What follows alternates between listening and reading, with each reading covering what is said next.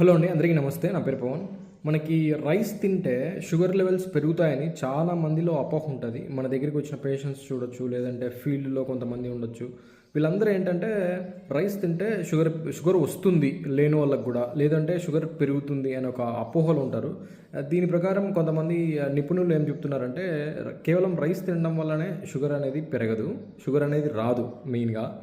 So ఈ rice అనేది మీరు ఎప్పుడు తింటున్నారు, ఎంత తింటున్నారు, ప్లస్ దీంతోపాటు మీరు జంక్ ఫుడ్ అంటే బయట దొరికే ఫాస్ట్ ఫుడ్స్ కానీ, జంక్ ఫుడ్ కానీ, కార్బోనేటెడ్ బెవరేజెస్ కానీ, వీటి వల్ల ఈ ఇష్టానుసారం తినడం వల్ల ఈ షుగర్ లెవెల్స్ అనేవి పెరుగుతాయి. అదేవిధంగా ఒక మనిషికి డయాబెటిక్ అయితే ఆ రైస్ అనేది తన షుగర్ లెవెల్స్ని బట్టి ఆయన తీసుకోవాల్సి ఉంటుంది, ఆ డైట్లో ప్లాన్ చేసుకోవాల్సి ఉంటుంది. అంతేగాని కంప్లీట్గా రైస్ని అవాయిడ్ చేయడం, రైస్ తింటే షుగర్ వస్తుంది, రైస్ తింటే గ్లూకోజ్ లెవెల్స్ పెరుగుతాయి అనేది కేవలం ఇది అపోహ మాత్రమే అని చెప్తున్నారు. దాంతోపాటు సకాలంలో అంటే సరైన టైంలో తినకపోవడం వల్ల, లేట్ నైట్ తినడం వల్ల, శారీరక శ్రమ ఏదైతే ఉంటుందో ఫిజికల్ ఎక్సర్సైజెస్ కానీ, వ్యాయామాలు కానీ ఇవన్నీ లేకపోవడం వల్ల, మెయిన్గా ఈ ఫిజికల్ ఎక్సర్సైజెస్ లేకపోవడం వల్ల ఈ షుగర్ కొంతమందికి ఎఫెక్ట్ అవుతుంది.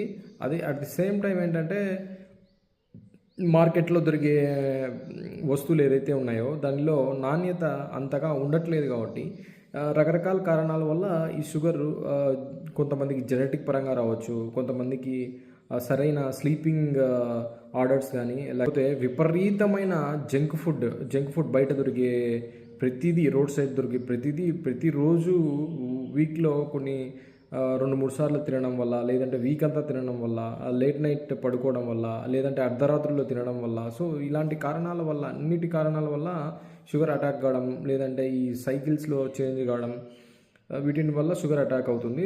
మనకి మెయిన్గా ఈ షుగర్ ఉన్న వాళ్ళలో ఏంటంటే గ్లైసిమిక్ ఇండెక్స్ అనేది ఒకటి ఉంటుంది. ఆ గ్లైసిమిక్ ఇండెక్స్ ప్రకారం ఏంటంటే మీకు ఏ పదార్థం అయితే మనం తింటున్నామో ఆ పదార్థానికి ఎంత షుగర్ లెవెల్స్ పెరుగుతాయి అనేది ఈ గ్లైసిమిక్ ఇండెక్స్ అనమాట.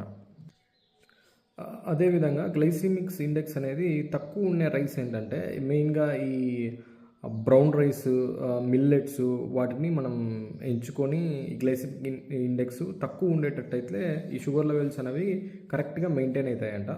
సో ఏ రైస్కి ఎంత గ్లైసిమిక్ ఇండెక్స్ ఉంటుంది, ఏ పదార్థానికి ఎంత గ్లైసిమిక్ ఇండెక్స్ ఉంటుంది, మనం ఎంత తింటాం అనే దాన్ని బట్టి ఈ షుగర్ పేషెంట్స్ వాళ్ళకున్న షుగర్ లెవెల్స్ని బట్టి, వాళ్ళ షుగర్ ఫ్లక్చుయేషన్స్ బట్టి, అప్ అండ్ డౌన్స్ని బట్టి ఈ ఇన్సులిన్ కానీ, వాళ్ళు వాడే ట్యాబ్లెట్స్ కానీ, వాళ్ళు వాడే పదార్థాలు కానీ ఇవన్నీ వాళ్ళు తీసుకుంటే ఈ షుగర్ లెవెల్స్ అనేవి కంట్రోల్లో ఉండొచ్చు. అదేవిధంగా సరైన ఫిజికల్ ఎక్సర్సైజెస్ కానీ, సరైన టైంలో నిద్రపోవడం కానీ, సరైన వ్యాయామాలు చేయడం కానీ దీనివల్ల షుగర్ రాకోకుండా నియంత్రణలో ఉండొచ్చు. అంతేగాని రైస్ తినడం వల్ల మాత్రమే షుగర్ వస్తుంది, రైస్ ఎక్కువగా తినకూడదు అనేది మాత్రం పూర్తిగా అవాస్తవం అనేది వీళ్ళు చెప్తున్నారు అన్నమాట. దాంతో పాటు ఏంటంటే మనం అన్నంతో పాటు మనం కూరలు ఎట్లయితే పెట్టుకుంటామో దాంట్లో ఎక్కువ కూరగాయలు ఉండేటట్లు, పీచు పదార్థాలు ఉండేటట్టు, ఆకుకూరలు ఉండేటట్లు ఎక్కువ చూసుకోవాలంట. రైస్ ఎంత తింటున్నామో దానికి కొంచెం సమానంగా కూడా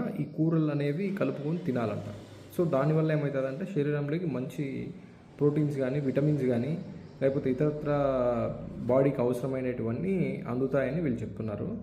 ఇది ఓవరాల్గా షుగర్ డైట్ గురించి ఒక చిన్న విషయం. ప్లస్ ఆ గ్లైసిమిక్ ఇండెక్స్ అనేది ఈ షుగర్ పేషెంట్స్లో చాలా ఇంపార్టెంట్ రోల్ పోషిస్తుంది అన్నమాట.